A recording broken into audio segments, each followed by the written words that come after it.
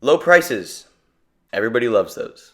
And this low price will only be active for another 6 days from when this video is uploaded. Justin Herbert has had a phenomenal season so far, but for fantasy, not so much. I mean, what he's done without his two main weapons on the outside, who are also two of the best weapons in the league, has been remarkable. I mean, having a receiving core of Josh Palmer, DeAndre Carter, and Gerald Everett for 11 weeks has been problematic for him statistically, but I believe he's done as well as a job with those weapons as any quarterback in the NFL could do. Point being that Justin Herbert is a top 3 talent in the league at that position. Week 11.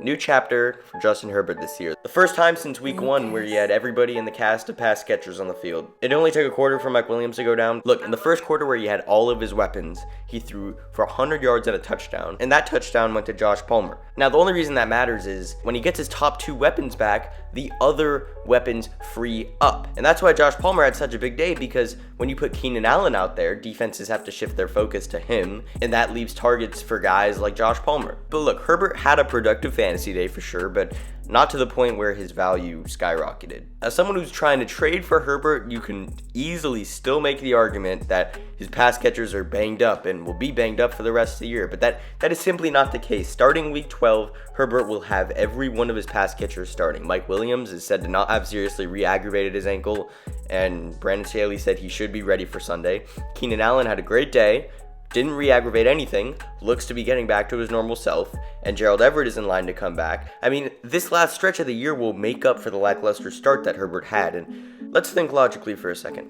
The Chargers have one of the worst defenses in the league and have allowed the 7th most points in the league this season. Constant scoring from the opponent will result in more pass-heavy games. And the Chargers, in a wild card position right now, they have a lot to play for. A high-volume, pass-heavy offense is almost confirmed for the rest of the season. And so on top of that, let's just take a peek at the Chargers schedule. What I'm about to say is a crazy stat if you think about it. Herbert doesn't play a top 25 defense until December 26th. So in other words, the next 4 weeks are all against bottom 7 pass defenses. Everything is in line for Herbert to explode.